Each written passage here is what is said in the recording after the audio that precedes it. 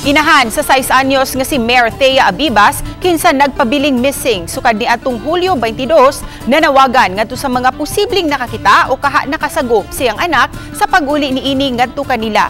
Mamahimo silang makontak pinaagi sa 0927-696-0041 o 0960-200-6409. Si Mayor Thea, bisan 6 anyos na, dili pa makamaumo istorya. Busa na bala kapag maayo ang iyang mga ginikanan sa kahimtang niini karon.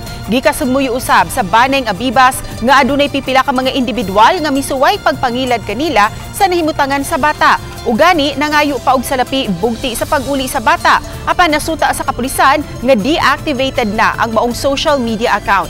Mitabang na usab ang opisyal sa Barangay Pusok sa pagpangita sa maong bata sa nagkadayang dapit sa Dakbayan, lakip na sa mga coastal areas. Apan hangtod karon wa pa kini igkita. Nakigalayo na usab ang Women and Children Protection Desk sa Police Station 5 sa mga Lapu-Lapu City Police sa CSWD Mandawi City ug CSWD Cebu City.